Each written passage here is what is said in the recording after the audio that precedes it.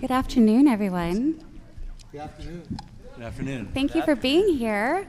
It's been, I know, a full day of just some amazing and awesome information so far. So we're gonna end it on a very high note with a very full discussion around distribution, partnering and supporting your distributors in the marketplace, and how to really just understand it better. And there is a wealth of information within this room on how to really maximize your time in the market and the distributor partner that you work with. So just to get started, I'm Elaina Kroll. I actually have worked in distribution and as a supplier for small wineries for several years, as well as been a general manager. I have my own small brand and do a management consultant for small wineries. So this is something near and dear to my heart because I know it's an important piece of the business of wine.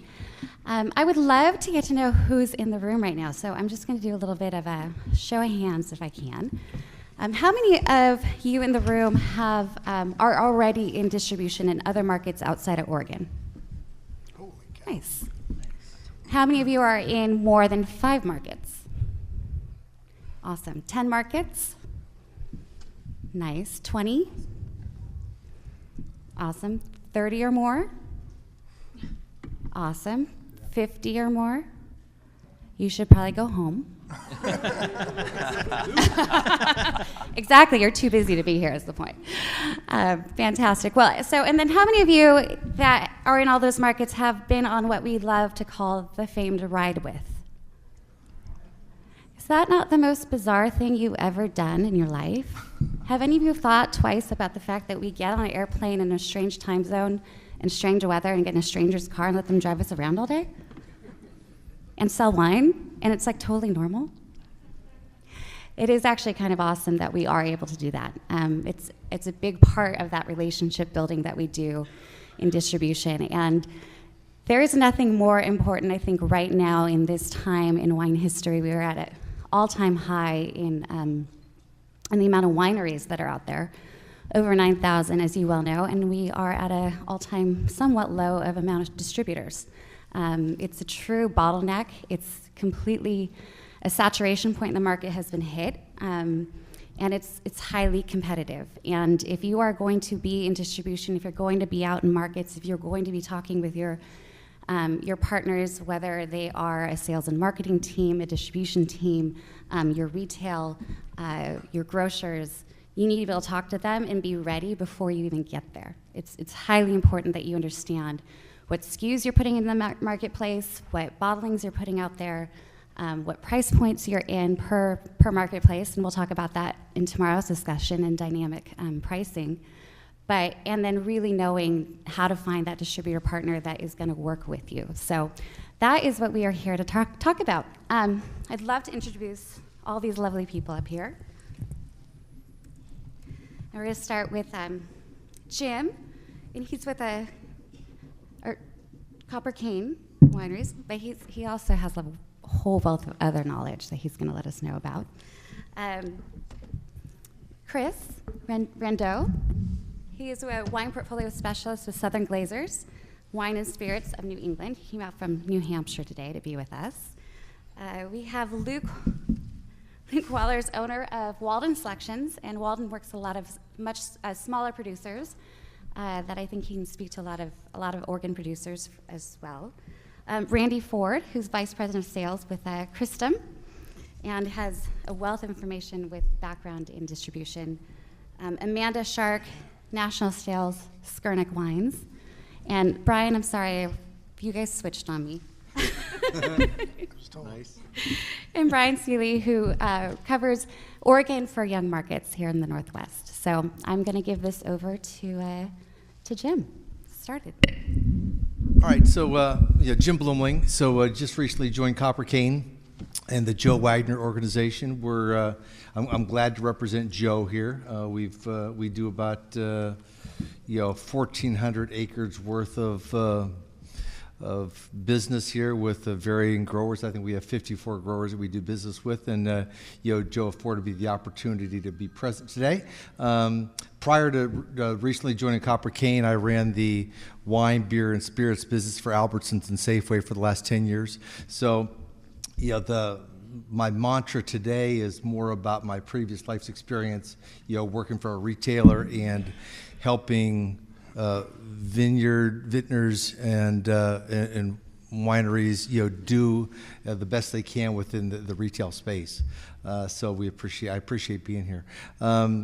As I think about the 10 years of time that I've been spending in the wine space, helping coach up not only the distributors, but also the wineries as they look to get into grocery stores. There's a few salient points that I probably have said 100 times if I didn't say it 1,000 times. So I'll just kind of rifle through some of these for you. First and foremost, I've always encouraged the wineries to kind of own their brands and really take a leadership position when it came to calling on Albertsons and Safeway in an attempt to try to get their wines, onto our shelves. The supplier is super important in the equation. You want to certainly leverage the contacts that the distributor partners have, in the space to make sure that you're relevant and you're getting the appointment. But at least in my previous life's experience, we were always very interested in talking to the growers and talking to the wineries themselves over and above or in addition to talking to the distributor, because you create the authenticity around your story. You might, as you share your story with the buyer, just hit it off in some way, shape, or form that could take your wine from being interesting to wildly fascinating, and the next thing you know, you're on the shelf. A couple of things that we've tried to reinforce. One is when you go into the presentation, go in with as few slides as possible. Don't kill us with too much information. I'm a big fan of your first slide is the same as your last slide. You all know what your last slide is, right? What are you going to ask for? 3 things, 4 things, whatever they are.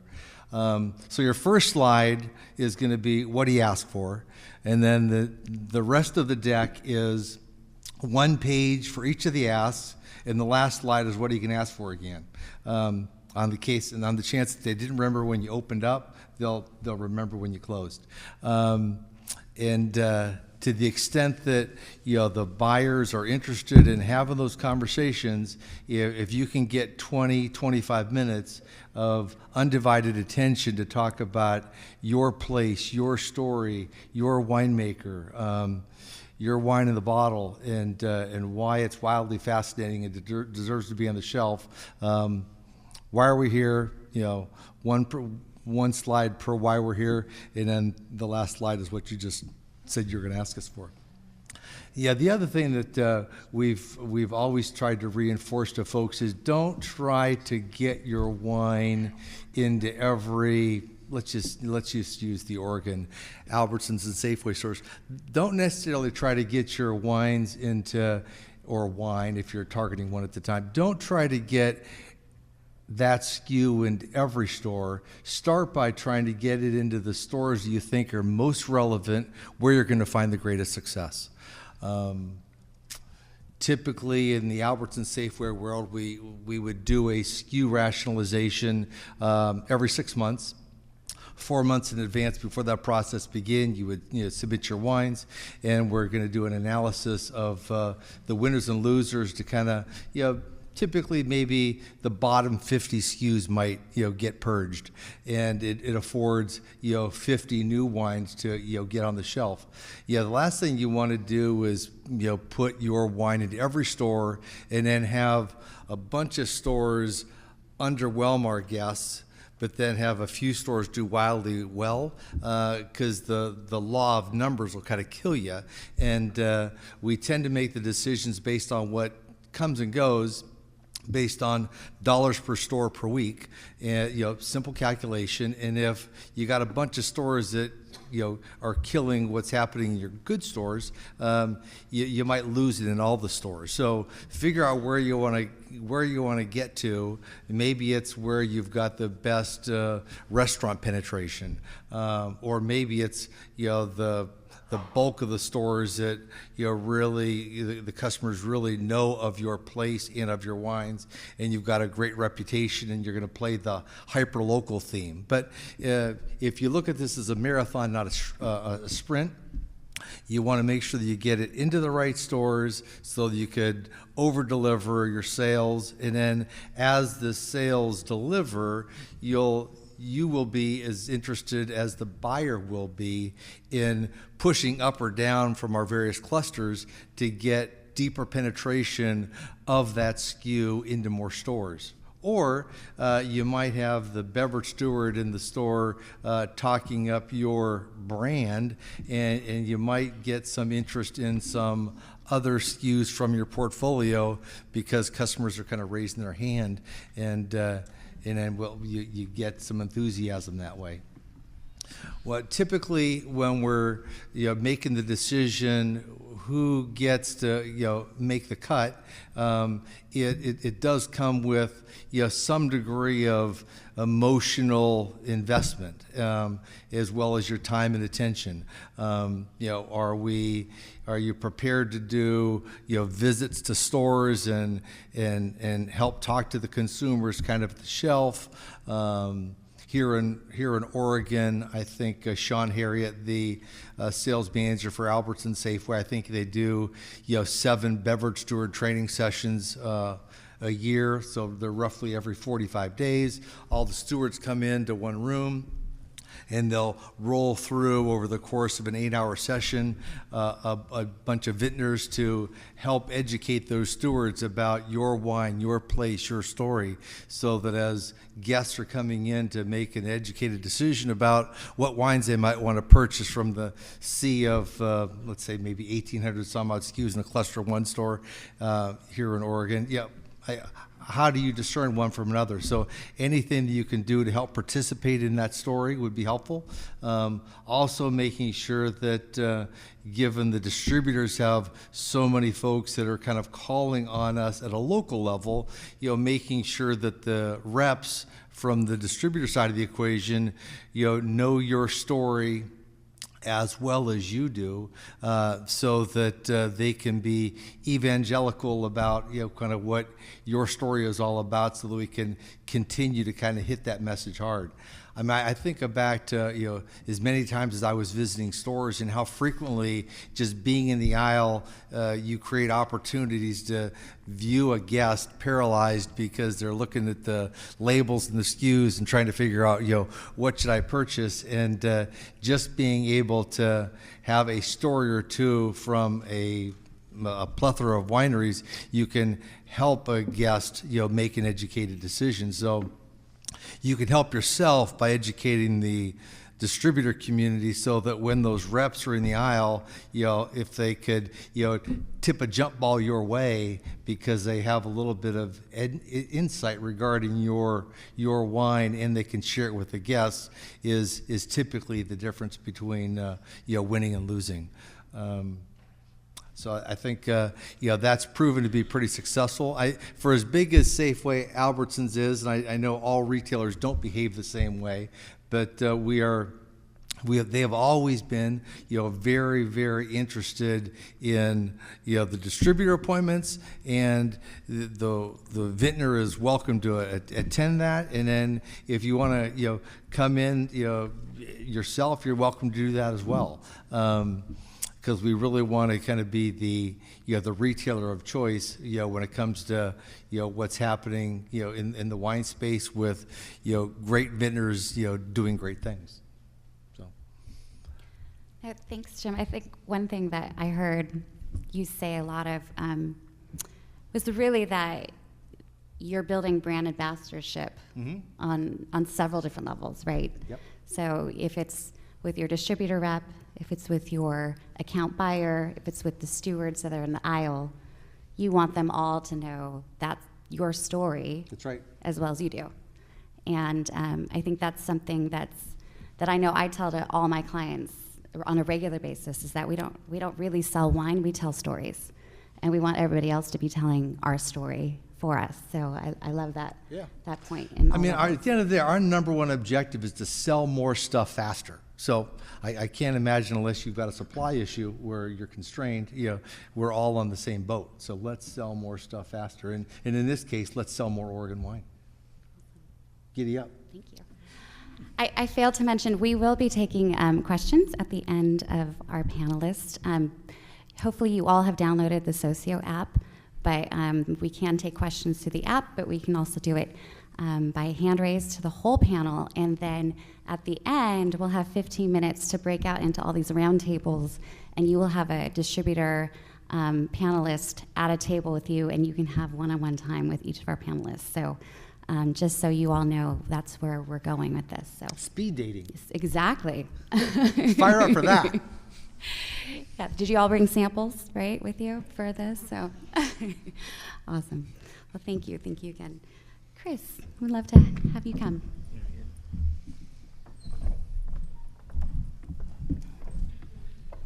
Good afternoon, everyone. Good afternoon. I just want to say, coming from New Hampshire, this is my first trip out to Oregon, and I flew in with my wife, who actually lived in Portland for several years, along with our 9-year-old daughter, and they left earlier this morning. And I will have to say that we had such a phenomenal time here, and we're already planning our next trip back. And my daughter was in tears this morning, and I said, "Oh, are you going to miss Daddy?" And she said, "No, I'm actually going to miss Portland." And so had quite an effect on all of us. And it's I also want to thank you for the snow. You really made me feel at home here. And so I am charged with the task of talking about control states. How many of you are in control states currently? Awesome. You're a brave bunch.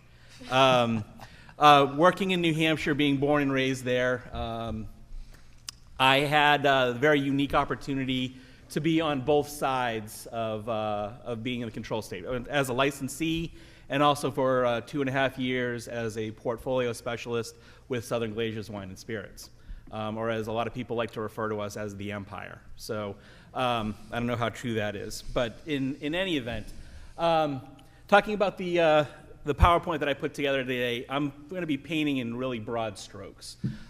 So there are various laws and subtle nuances each control state has, and it can be quite daunting to get into those states. Finding the right distributor to help is an undertaking in and of itself, and those first steps towards establishing your wines in those markets are very crucial. So hopefully at the end of my talk today, we'll have a little bit of a better understanding, and I'm certainly available to answer any questions. When putting this together, and again, thank you to Bree for inviting me, when putting it together, I kind of thought, all right, well, what are some of the common themes? What are some things that really make sense to be best practices for getting into control states? And I saw an article that was written in 2013 by an author, Jordan Katz, for Gallup.com, and he actually asked the question, do the suppliers treat distributors like an employee or like a customer? And really the answer that he came to was that it's neither. You treat them like a partner. And partnership, to me, is very important. It's interwoven into the fabric of our daily work. And I think it's something that needs to happen. You need to have a shared vision, or otherwise there's going to be a disconnect somewhere down the line. Because again, at the end of the day, you're going to be at your winery, and we're going to be in New Hampshire, for sake of example, conducting business. So we are basically going to be the face of your business. So it's very important that we have that shared partnership. So engaging distributors and buyers with this partnership mindset will provide a foundation. Hopefully that's going to last for many, many years to come and really deliver a return on your investment and your time. When we talk about the three-tier state, again, the model is, you've got suppliers, and then you have distributors in some instances, and in some states, it's the state that you are dealing directly with. And so, again, realizing all the things that go into each step, what the supplier needs to have, what the distributor needs to have, and then what the state needs in order for it to move forward and to work with your wine.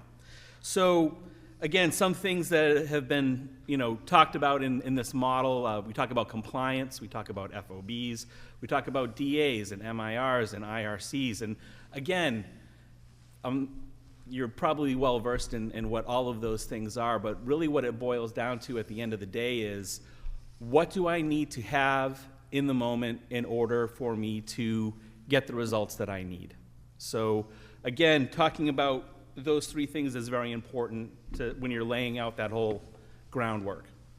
In the control state model, we're looking at stores being able to buy from the state-controlled warehouse or the state-controlled stores in many instances, or agents that the state has licensed to do as such. And those licensees receive a lot of training in terms of how they're supposed to be conducting business. So there's a lot of interaction at many different levels in order to achieve that one thing that you want. The licensee may only purchase, again, from those agents deemed by the state. So it can become, you can be kind of handcuffed in a certain instance, especially if some of your wines are specialty, or if they are in small production. So again, getting it into those accounts where you would like them to be can be a little bit of a process. So best practices. So the first one is initial contact with NABCA, or the National Alcoholic Beverage Control Association. They were established in 1938, and they basically are the first best step in terms of giving you that solid foundation, the data that you would need in order to conduct business, to see populations, to see if they have direct shipping laws, to also interact and work with people that are making up the laws. So again, it's a great first resource in order to explore each state. They have very detailed state, there's 18 control states currently, and it's very detailed. But again, for our purposes today, we're really only focusing on 6 states where wine is also controlled in the same manner as the spirits. So again, my second, takeaway from this would be to establish contact with your distributors and really vet them. Actually, going back to the NABCA site, you can actually see each individual state's website, and they will in turn show you every single distributor that operates currently in that state. And so it will give you a better idea as to who you would like to work with. And again, we have distributors, there's 19 currently in the state of New Hampshire, and there are various sizes and also a various focus. So again, it is a little bit of a shopping process, and it's very important to do some research and to reach out to these folks. One of the other things that we do at Southern is an onboarding process. And so what we'll do is we'll actually go through a period of showing you what the market looks like. They will show you what the sales look like in terms of on a month-by-month basis. They'll give you sales data. They will give you populations. They will also show you what categories of wine do well at certain times of the year. So a lot of things to consider. So we're also looking at paths to market. We're looking at seasonality. We're looking at programming calendars and the like. So again, we have supplier assigned portfolio managers like myself. And so again, I become the direct liaison. I'm the one that actually is looking at the day-to-day programs, and I'm the one that is working with our on and off-premise sales teams. And I'm also working directly with the state in terms of asking them for business. In the state of New Hampshire, again, I'm going to go back to that example quite a bit, but with the state of New Hampshire, it is they're our biggest customer. And so again, it is really positioning the different selections of wine to fit in with how they are marketing and merchandising their stores. Another thing that is important to note is that education. It's very important and it's central to what we do. If we are going to be the face of your business in New Hampshire, education is very, very key. And so again, I would always look to our suppliers to provide me with as much information so that we can tell the story. Very, very important. And again, I can show you some of the slides are going to be available later on so that you can actually see what some of this onboarding looks like. We also talk about our state stores, and we talk about different changes with how the state operates, and the laws are constantly changing. And one of the things that the state did recently is in terms of matching funds for programs where the state will actually participate in that. It used to be for the top 325 performing SKUs in the state of New Hampshire, and now the state decided it was going to be only the top 200 performing. And so again, that really lends to our programming and DA dollars and the times of year and the number of times during the year that we're actually able to offer sales. So again, for us to have our finger on the pulse of what the state is doing is going to directly impact your return on investment.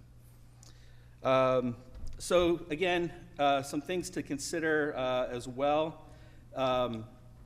Have a clear idea of your budget parameters. So that's my third best practice. Really understanding everything down to registering each individual SKU. There's a fee that's associated with those things. There's a fee that's associated with bailment in our state-controlled warehouse. Everything comes from that one spot.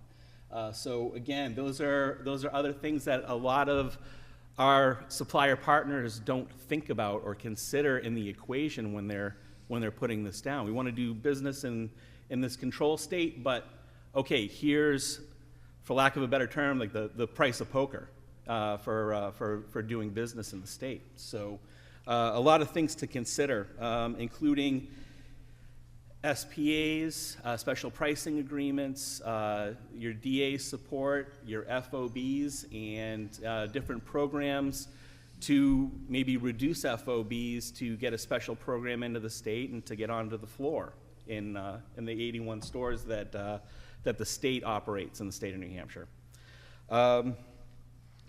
Even laying out in Pennsylvania, laying out these special pricing for items that are going to be listed in their catalogs, and then also some special order items, or those SLO items for Pennsylvania that, again, aren't part of the normal, but it's something that would maybe be put to a grocer or something along those lines. So those are all things that really need to factor into the equation. Excuse me. Understanding your path to market and partner with your distributor to craft presentations, thank you, that are going to be impactful. That's the thing. It's really thinking about what's going to set yourselves apart, especially when you are emerging into a brand new market. And then I just wanted to talk about a couple of examples that we would do in the state A test market is a way that we try to get new items into the state, and you would actually see a new item, if it meets a certain benchmark of gross profit over a 4-month period, just being sold off the shelf, it will, if it's successful, it'll actually go from 10 stores into 29 stores, and then from there we can continue to grow by selling it in store by store. So that is really what I wanted to touch upon today, and I hope I haven't muddied the waters even more with in regards to control states. It's definitely a very complex topic. Thank you.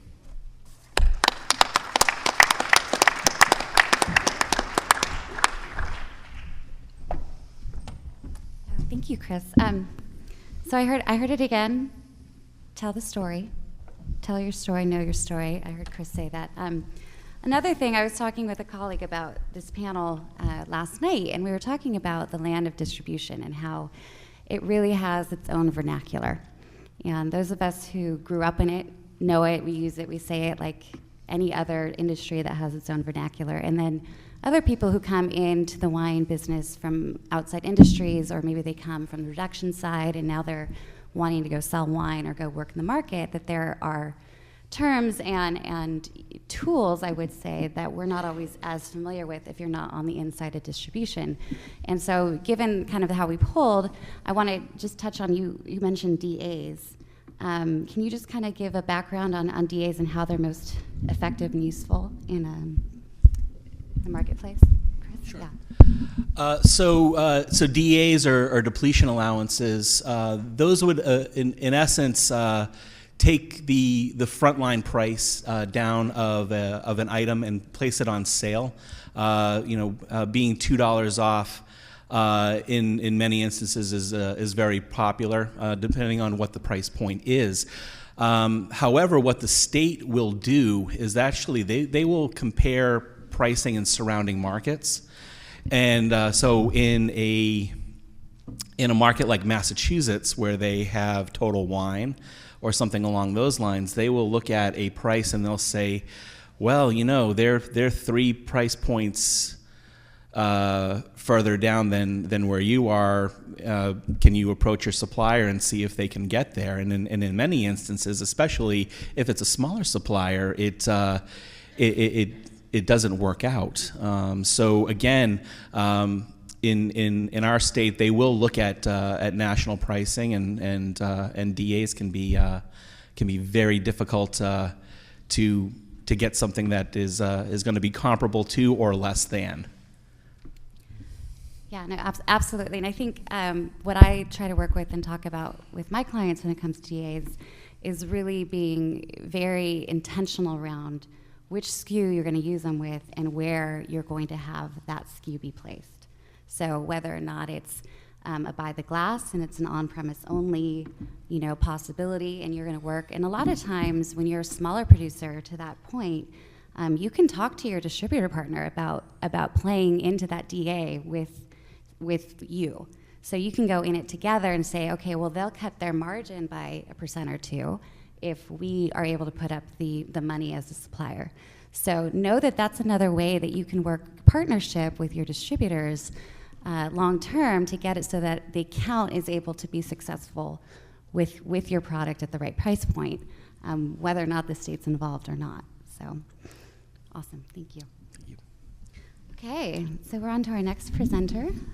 Luke, would you care to take the stage? Sure, thank you. My name is Luke Wohlers. I'm an owner of Walden Selections. We're a small distributor of an importer of wines in Oregon and Washington. So I'll be talking to you from the point of view of my experience as a small distributor. We represent 8 producers in Washington and 1 in Oregon, and actually we're super happy to see Andrea from Beckham Estate, Meredith from Terra and S Cellars, Elaine from Big Table Farm, and Dan from Art and Science here in the room. So that's half of our producers sitting right here at one table. Nice. But my experience actually prior to starting this business 4 years ago had 0 experience in distribution and or the supplier side. but needless to say, decided to jump off the diving board and get into this business. My experience has been really fine dining, fine wine retail.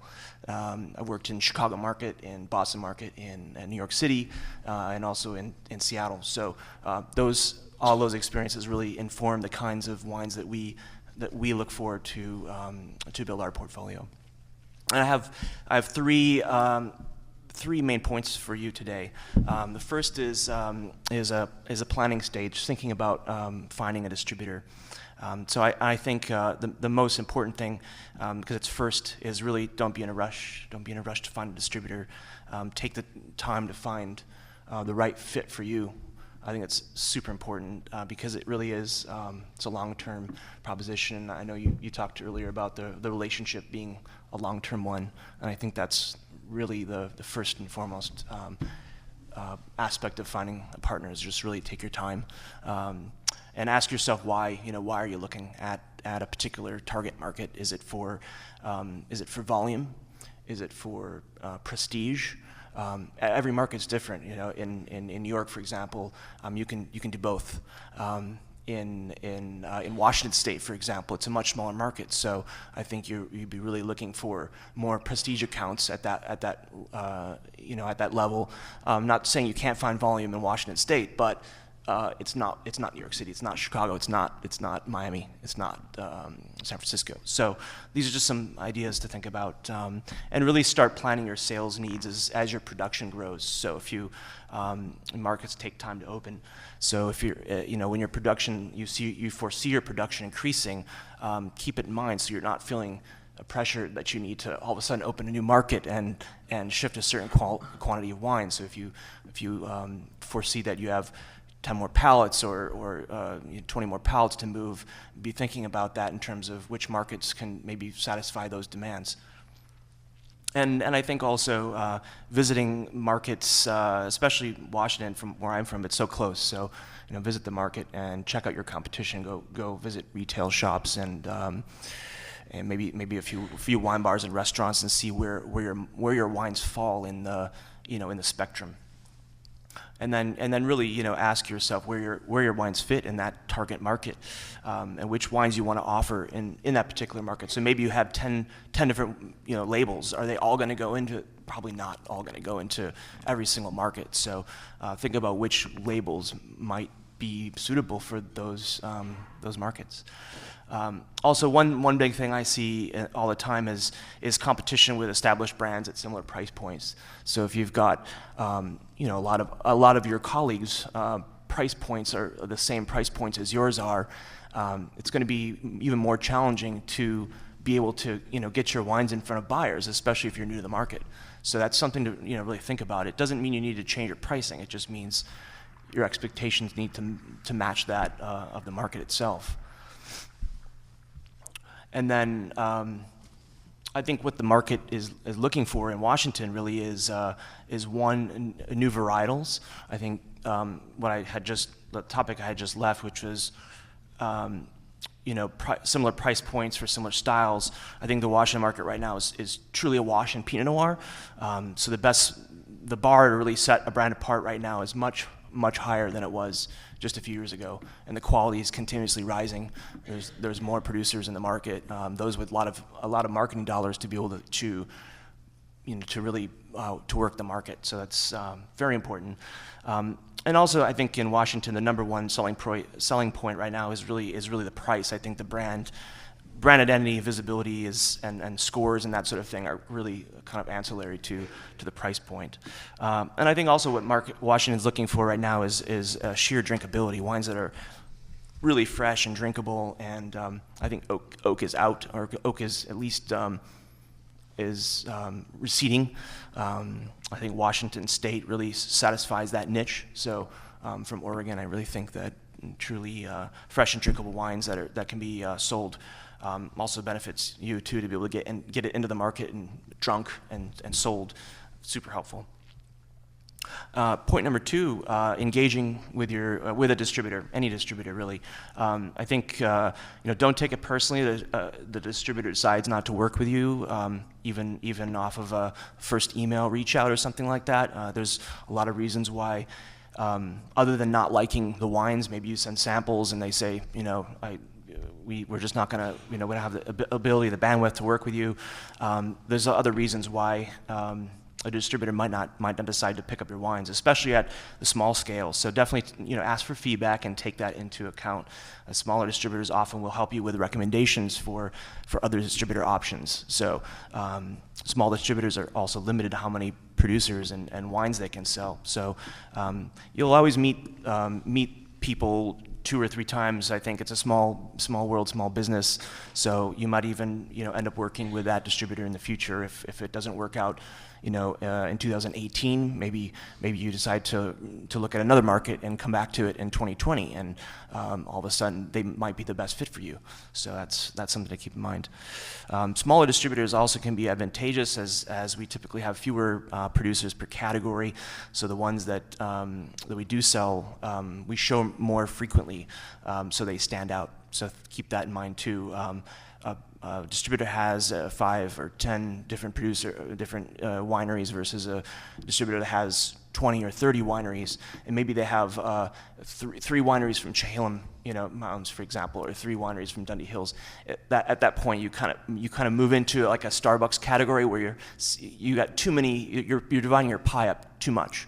So really, if you're looking to be visible, try to find a producer or a distributor rather, that's going to be a more of a focus for you, as opposed to you're being one of 5 different producers from the same AVA.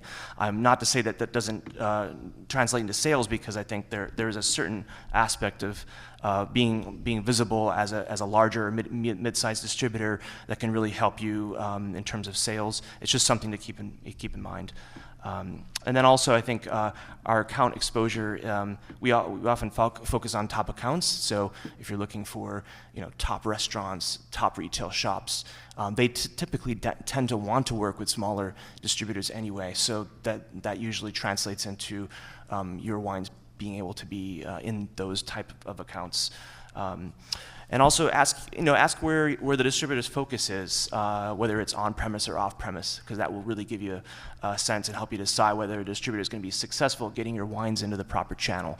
And where your wines go, so that's super helpful. So like if you have larger volumes or lower price points, maybe you're going to be more successful in off-premise, whereas if you have smaller volumes and higher price points, maybe more suitable to on-premise. And then analyze your pricing and determine what your distributor is going to sell the wine for. So provide the FOB pricing up front and ask your distributor to give you like a wholesale price preview, so that you know how they plan to price your wines. That's very helpful. It's an opportunity also to discuss like target pricing and have that conversation being prior to the wines being on offer in the market. And then that fits into the whole DA conversation too, because you can kind of see where you are in relationship to that market by the glass price point, etc. And keep in mind that most distributors are looking to target like a 30% margin just to stay in business. I think most of us are kind of staying around 30%, maybe some higher, but just take into account there's laid-in costs of state taxes and shipping. Every state's different.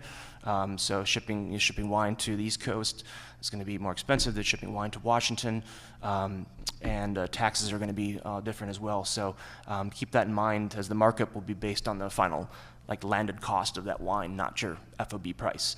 So like a $10 FOB is $10.40 with a laid-in cost added in, and then with a 30% gross margin, it's $14.88. So your $20 retail wine will hit at like 21 to 23. And you can keep that in mind too when you're thinking about price parity, where the price parity is going to be at different markets. Also keep in mind restaurant by the glass pricing versus bottle-less pricing. Being able to hit both is super beneficial, I think. We think of by the glass pricing, by the glass wine as an advertisement because of exposure. When you're on a list somewhere by the glass, or you've got 20 different accounts that are pouring your wine by the glass, you're so much more exposed to consumers than you are on a list that's like maybe you're $100 on a wine list, and that wine's going to be reordered so much less than if you're on by the glass. So the ability to have a wine that fits in the by the glass category is really helpful for volume. Or you can also offer DA or distributor credit for like a mutually agreed upon price at maybe the higher end of a range to help you move the wine. So like in Oregon, in the Washington market for Oregon, Pinot Noir buyers will consider wines up to about $18 for by the glass pour, sometimes more depending on the account. There are much fewer accounts that can successfully pour wine at $20 or more by the glass, but the sweet spot tends to be about 14 to 16. And then the final point, once you've found a distributor, it's important to be able to work the market. I think most buyers really want to meet the winemaker and talk about winemaking. So, being a principal and sending a principal or an owner, it's great, but at the end of the day, I think it's typical that winemaker is going to be the most successful in conveying the winery's message. And I think buyers really kind of attribute a certain status to the winemaker. That they really enjoy seeing winemakers in the market.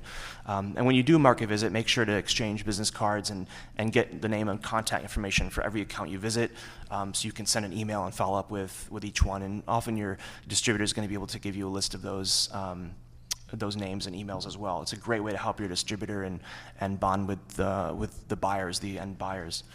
The buyers themselves are notorious for canceling appointments, so they always have a million things going on. It's not a reflection of your distributor.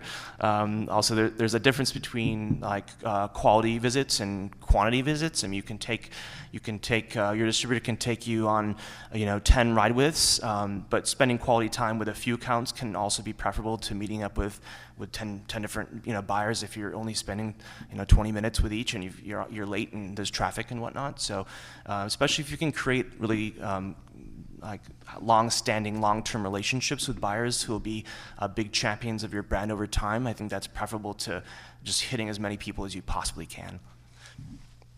And also, if you have a marketing budget, it's really great to be able to contribute some or all towards like a buyer's luncheon where you can meet a number of buyers at one time and taste through all your wines in a very focused way in an educational setting.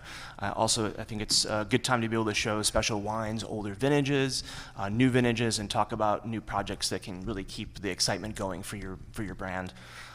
And then, try to offer sample bottles. I think it's very helpful. Sample allowance or sample build back to help offset the cost of your distributor, helping to build your brand from scratch, especially if you're, brand new to the market. I think, most of what we see typically is like a standard sampling allowance of 1% to 2%. But, if your budget allows, more to like a 2% to 5% for early invoices or for early years of getting your brand in the market to encourage the distributor to focus on your wines and being able to, open up more samples than they typically would, I think is very beneficial. And then asking for depletion reports from time to find out who your best accounts are. You can spend time making sure that they get your attention when you're back in the market and invitations to the winery or to other events that you might have going on. And then the final thing would be like social media. Social media is super important for us. Tagging, posting, reposting, really engaging with our suppliers to help get their name out in the social media world. So that's it. Well, yeah. Thank you. That was a lot of great information.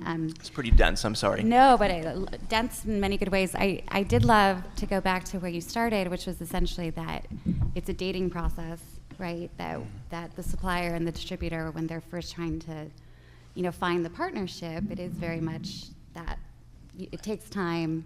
It's not an overnight. Unfortunately, to many small producers' chagrin, it doesn't just happen overnight. Can you speak just real quickly to what the process is on your side for you and your team when you get approached by a new winery, how that kind of looks?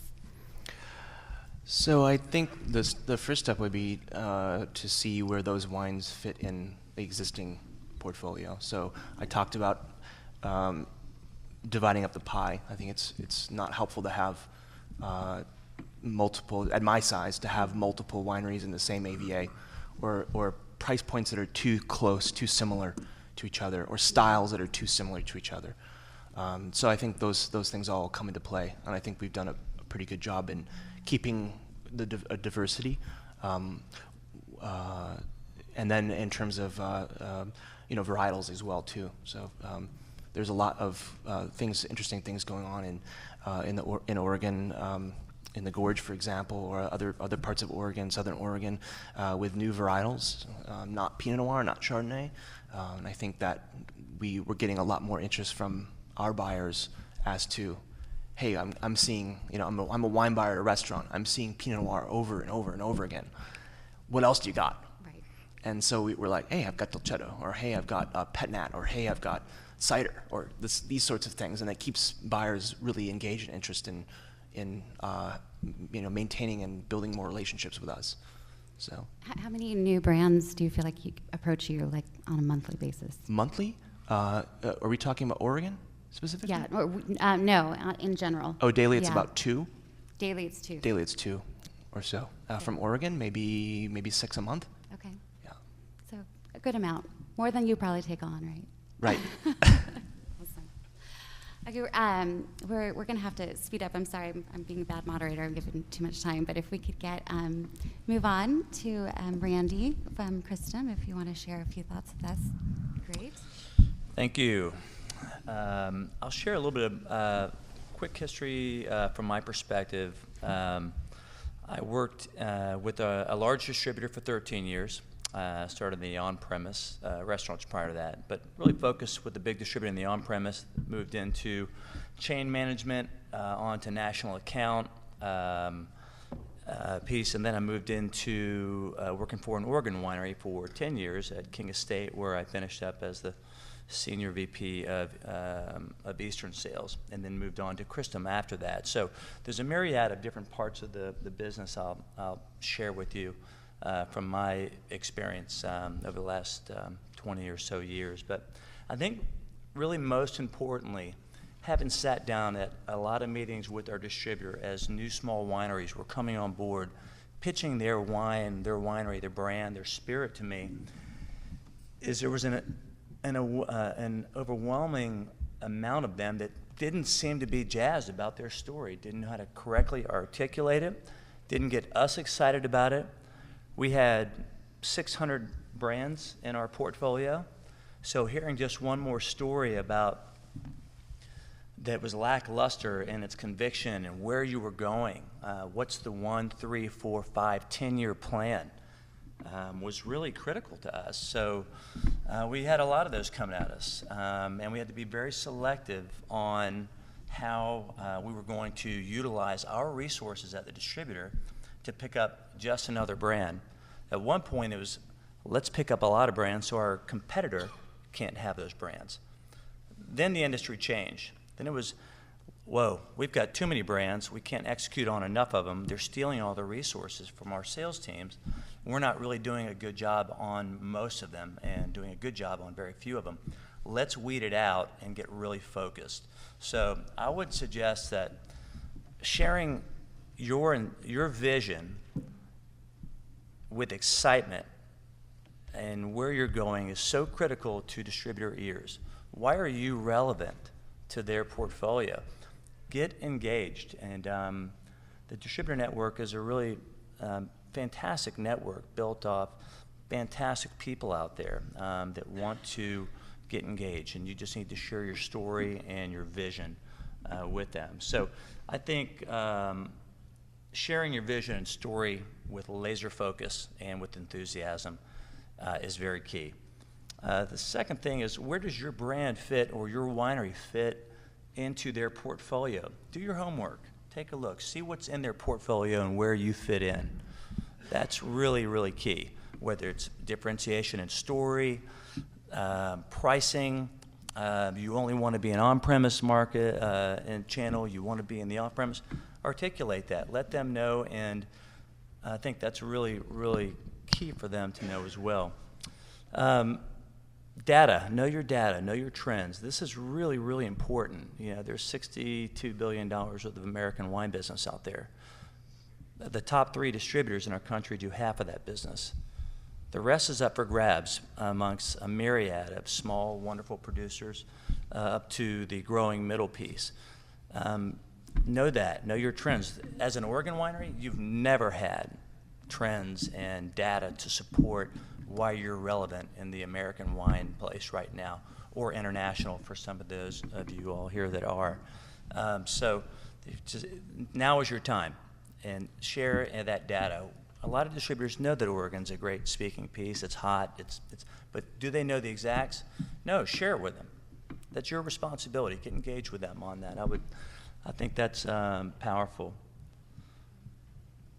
Partner engagement. You know, far too often I would sit down at the table at the distributor. I was thinking back on my days at RNDC in Florida, and there was this. One of you said it earlier. Engage them as a partner. Sometimes I would see that they would engage and there would be this kind of edginess to that. Embrace them. This is a dance that could go on for many, many years. We have distributors at Christum that we've been with for 24 years. That's been a great dance for us and for them. It's been a rewarding partnership as well. On top of that, we're relevant. Get performance on the board as soon as you can. Ask them how you can do that. Performance equals relevance in their portfolio. As a small winery from Oregon, typically you're going to be a high gross profit item in their portfolio. That's a great place to be. That's where this segment of the business is going. You probably saw, for those of you all who saw the earlier seminar with Danny Brager, the 20 to 25 and 25 to 30 and up, that segment is the place to be, and there's no signs of that slowing down. That goes back to my earlier comment, probably on the wind is at our backs right now. Create brand champions. This, to me, was so critical for me when I was with King Estate. Instead of spreading my message across a large sales force, I would have really asked the sales managers, who are your top sales reps in the state? Who should I really work to get engaged with, create a relationship with? Let those be, and they would be my brand champions for the year. Next year I would target 10. The following year, 20.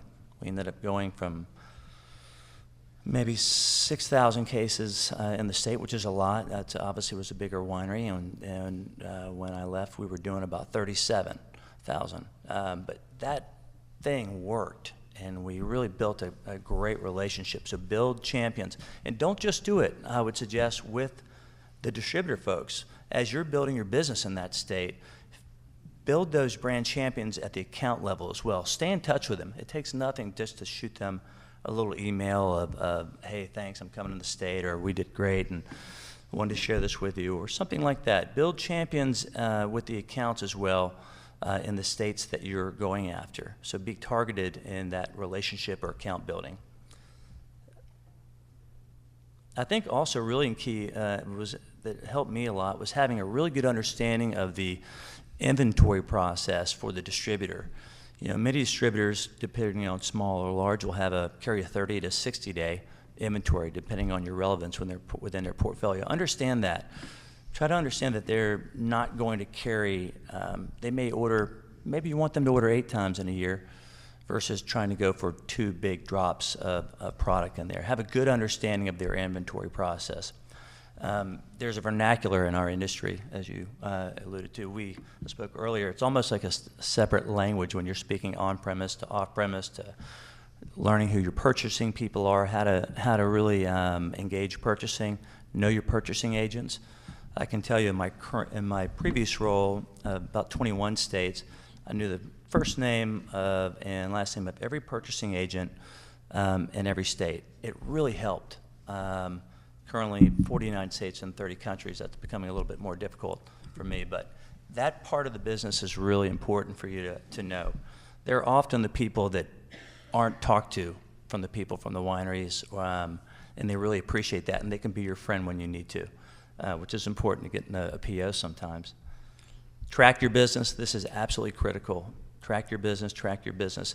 If you don't have the budget to buy into a trade pulse or a diver or something like that, that's okay. Your distributor as a partner, if you ask them, can provide you on that information until you're able to do so if you choose. But track your business, know where it is, re-engage in some of that data on your next call with that distributor partner. Your first year investment when you go into a new state, to me, always is the biggest investment. Sometimes it's 2 and 3 and 4 times the amount of budget it takes that first year to plant the right seeds that will grow into strong vines or plants years down the road where you don't have nearly that investment in that market. So there's been a lot of great data covered so far. On that note, I think that'll be my contribution, and we'll pass it on, but I hope that was helpful.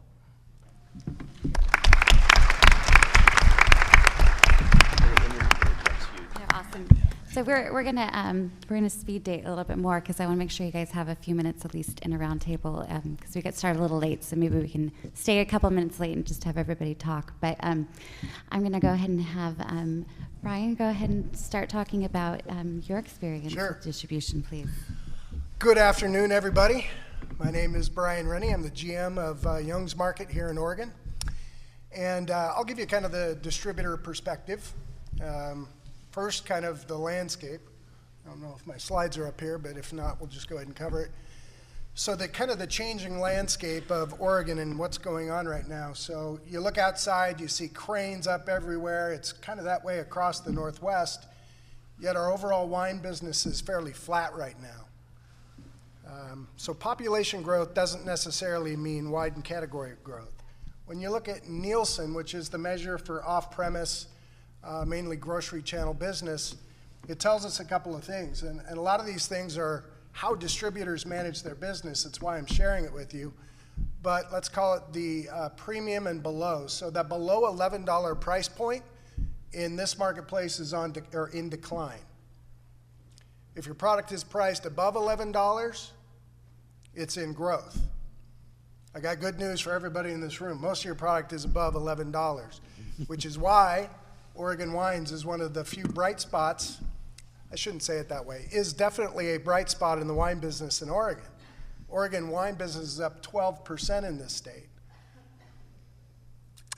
Super premium and luxury, which the Oregon wines fall into. These are growing high single digits or even double digits, whereas the category I mentioned before, premium and below, is down about 4% in this state. People are definitely drinking less, but better.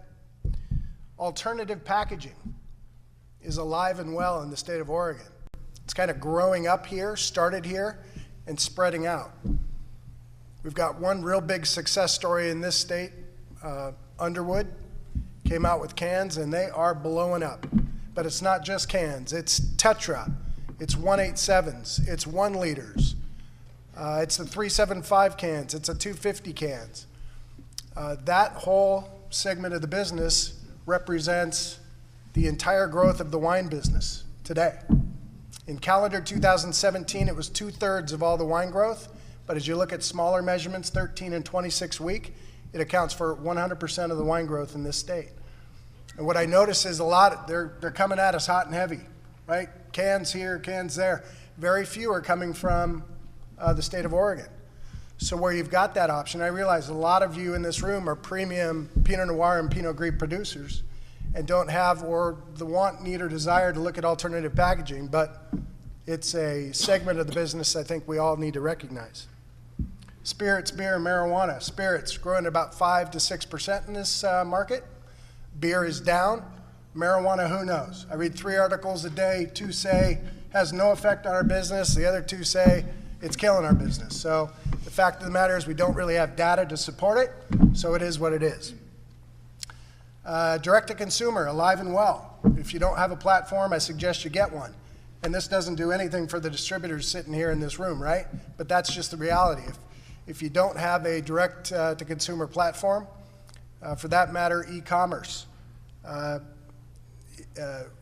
from the standpoint of Facebook, Instagram, Twitter, if you're not available, that kind of Uber omni-channel experience, you're missing an opportunity. E-commerce in general is really affecting how people shop. Brick and mortar stores are not necessarily where people are picking up their wine any longer. They are getting it through, again, through direct to consumer. They're getting it through their groceries on click list and picking up products curbside. They're not even walking in the store, which is in a lot of cases what you pay distributors to do. How you separate yourself from the clutter is oftentimes what that distributor is able to do in that restaurant or a grocery store. And now all of a sudden we got people parking their cars and getting groceries loaded in, or better yet, I go to my favorite restaurant, pick up the phone, have it delivered to my apartment, only one ingredient missing, a glass of beer, a glass of wine, or cocktail. So these are some of the things that are affecting our business. So what's all that mean to you in this room when it comes to a distributor? Know what you want to accomplish. What are your goals? What do you want to be? Distributors are like 8-year-olds. We need focus and attention. We don't do, when you throw a lot of priorities at us, we don't do them well. Start with one. Give us an opportunity to do that really well, because I can promise you, if we do that well, the momentum you'll get out of that one will spin into 2, 3, and 4. But if we throw 5 things against the wall and nothing sticks, that's a challenge for us. Know your price point. Know the category you want to be in and where that price point falls. And reason for it, and stick to it. And don't feel like you've got to drop price because a distributor tells you it's not selling there. There's many other factors that will determine the pull or distribution within a chain environment or on-premise that you can go to first. What's your investment of people on the street? I've heard this come up several times. You may not have a huge staff, but what you do have is critical to our business, because nobody tells a story about your winery like you do or your people do. Distributors need to be trained and educated, yes, but you've got to be available to go assist them in the field. Limited SKU count, as I heard again come across several times. Distributors carry far too much inventory. The 90 or 80-20 rule is alive and well. It's much more like 90-10, where 10% of the SKUs I carry represent 90% of my business. Now I know I've got to have a portfolio of things to be to offer every channel, many of which are different. My on-premise to my chain store to my club. I'm going to represent many different types of things, but know that I'm not looking for my 216th new red blend, as an example. But know what you're good at and where you want to focus on, and keep it succinct. Do you need, want, or have chain volume business? It's about 75% of all the business that's not done in this state is through the chains. Are you okay just being in the on-premise channel and especially retail? If so, that's great. There's a lot of business to be done there. But if you want to get in the chain world, it is a different world. You've got to come with some resources. You've got to come with POS. You've got to come with e-commerce solutions that help drive people into these stores. You've got to come with a heavier sample budget, incentives, those kinds of things. I mentioned the alternative package.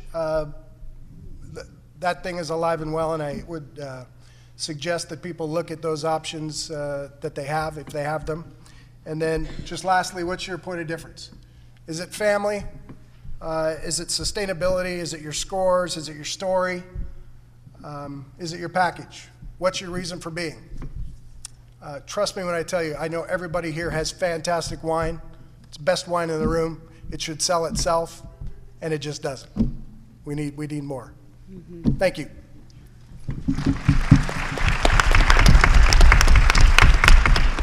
So we just have a couple minutes. Amanda, I would love for you to share just a few minutes and a little bit of your experience, complimentary, and then would love if you guys were able to stay a couple minutes late and were able to talk to some of our distributor partners at the roundtable. If you have questions, you can have them one-on-one. So thank you very much. Great. Thank you, Elaina. I'm so happy to be here in Oregon. It's been a few years, and I just love it here very much. So I work with Skurnik Wines. I work in the Northeast. I have 13 different distributors that I sell about 1,000 wines to. And I'm really happy to be discussing how to engage your distributors, because this is something that I do daily. One of the most important things that I think you can do is build relationships. At the end of the day, the most important thing that you have, that we have, are the relationships that we have. Those relationships will open doors. You'll learn about your distributor's business. You'll know what's important to them, and they'll know what's important to you. So market work is critical for what I do. It's just because I learn so much more about the business, and I'm able to make the connections in order to direct the flow of energy to where I want it to go. When I think about all the different challenges of working with distributors, whether it's in a control state or whether it's in a franchise market, what lessens those challenges is finding out more from the people that are on the ground there. So what I like to do, go into a market, learn about, I'm not just teaching people about my wine and selling the wine for them. I'm learning about their business so I can create a bigger picture and a broader picture in order to further the strength of my brands in that market. So everybody's busy, people are really, really busy. So if you come to a distributor and you have, 12 different things that you want them to do for your brand, for your portfolio, they're going to shut you down. So what I like to do is tell distributors what I'm going to do for them, paint the picture for them, make it easy. So if I go to the market, I say, I want to work with Sally and John because I know those two people are the best at what they do. When I'm in the market, I want to have a tasting. I want to do a wine dinner. Can we set something up? Build the excitement. Make sure that, because they're not going to think about those things for you, but those are the things that get results. So if I go to the market and I do market work and I sell some cases, that's great. If I go to the market and I do a tasting and then a wine dinner, I'm doubling the amount of turns that the wines have when I'm there, therefore more successful for the distributors that I work with. I'm putting energy where it needs to go. It's not always easy. Everybody's busy, right? So it's not always easy to capture that. I don't know how many people work with just one brand, but a few years ago when I was in the market, working with a distributor, I was reluctant to work with a winery that just had one brand because I was focusing on so many different things at once. And it was an Oregon winery that was going to be in the market that I was excited to work with. But one of the great things he said to me was, why don't you bring a couple other things with you that are complementary? Like bring some champagne with you when we're out in the market. And I thought that was so cool. I thought it took the pressure off the buyers and it made it more like fun and celebratory and more of this relationship kind of building. And I thought it was just different than anything else that I'd seen anybody do for market work before. And you can get creative. Getting creative is essential to success, right? So with distributors, I'm going to circle back to managing them. It's really important to stay engaged. You have just a small amount of time with them. You have to let them know how they're performing. You have to know they have to know you're paying attention. How are things going? What can I do? Do you want me to Skype with some of your reps? Do you want me to email some of your top clients? I'd be happy to do a presentation or build an incentive. These guys had talked about DAs, creating a distribution allowance or depletion allowance. How is it going to look? Like, if you're going to do a depletion allowance, are you going to do $4 a case for every case that's sold on premise? Or are you going to, maybe you can put that money in the bank and do an incentive for the top sales rep in the company to take a trip to Oregon or Pinot Camp or something like that everybody wants. So find creative ways to make sure that they know you're paying attention, they know you're invested, they know you want to see success, and they know that you're giving them new ideas. Because you know, most of what distributors hear is the same thing. We need to increase the numbers. The numbers slipped from, you know, last quarter, blah, blah, blah, blah, blah. How can we do this? What can we do? And it's a lot of questions that they got instead of you giving them the answers that they need in order to make it more successful. So overall, you know, creating the picture that you want to see and giving them, I always give my distributors something before I ask for something, you know. If I want to see results with, you know, I want, you know, 10% sales growth or, you know, something like 500% sales growth, I'm always saying to them, how can I make this better? And I'll give them specific examples on ways to do it. So I think that's critical. And again, like these guys said, you know, it's important to know who the key people are, who the guys are that are doing, you know, the majority of the business, and make those relationships, strengthen those relationships. You know, make sure you know what the best accounts are. What kind of accounts do you want to be in? And also, you know, one critical thing that, you know, I'm really busy, and I used to think way too much about doing these grand, you know, chain proposals and all of that. And now I've decided, you know, if I have an opportunity and I'm in front of somebody, or I have an email going with somebody, you know, like a corporate buyer or something like that, I'm going to have one sentence that says, you know, what would you think about doing this in all locations? It's been successful. It's really been successful. You know, I did this recently, and I got one of our brands into 80 accounts. I barely knew the person, but I think that simplifying the question and just instead of this massive proposal, they were like, yeah, okay, good, we can do this. This will work for both sides. You know, sometimes just asking for what you want in the most simple way is the most effective way. And that's it. Thanks, Awesome. guys. Thank you. We give a big round of applause to all of our panelists for being here from all over the country. Thank you so much. So it's all about relationships. That's the key to this business, no matter what. And I think we heard a lot of that. So please, if you want to go to the round table and have a little bit more time, please do. Otherwise, have a wonderful evening. We'll see you at the soiree, and we'll see you tomorrow. Thank you.